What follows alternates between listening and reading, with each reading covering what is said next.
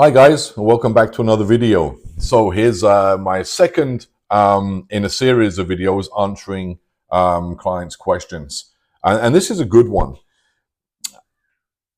I'm helping somebody rework their complete portfolio, resume, LinkedIn, just rebranding this person completely. And everything's going well, everything looks pretty good, except for the email address. Email addresses are interesting. People tend to really personalize them, but it's in this personalization that somehow might turn off a potential employer or a recruiter reading your resume. But in this case, it was more of the fact that should I change my resume because I think I'm giving away my age? Now, indeed, this person has their name followed by 4 numbers, which clearly are the year of birth. When you're applying for a job, when you're writing a resume, it's always best to not include any personal information, marital status, religion, children, and age, date of birth. Some countries you're required to put your date of birth at the very top of the resume.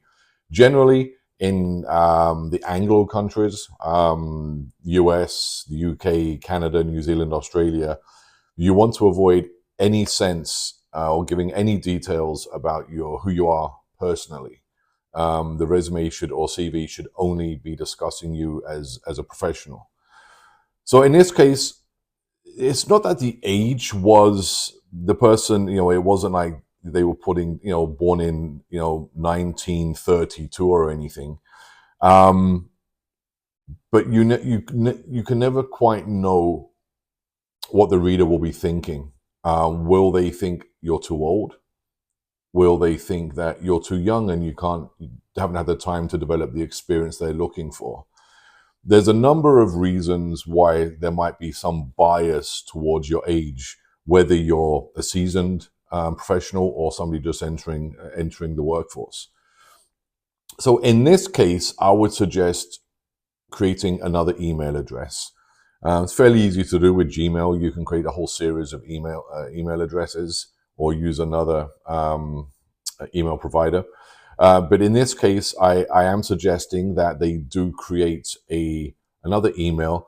And this might not be a bad idea. If you're applying for a lot of jobs, to create an email account specifically for job hunting. So all of your resumes that you're sending out, the applications you're doing online, to use this one email address so it's not getting mixed up with your personal mail. But be fairly cognizant of any messages or any sense of who you are as a person. So for example, don't put, johnpartyanimal@gmail.com. Might not give the impression you want to give if you're applying, for example, for a position working in a bank. So just think about if you do have an overly personalized email address or an email address with your date of birth, just think for a second, how will that be perceived on the part of the reader? So I hope you got something from this. If you have any questions about applying for a job, any questions about resumes, drop me a message below. If you haven't already, again, I would truly appreciate you subscribing to this channel, giving this video a thumbs up if you got some value from it, and hitting the bell notification to receive updates of my next videos. Thanks for watching, and I'll catch you on the next one.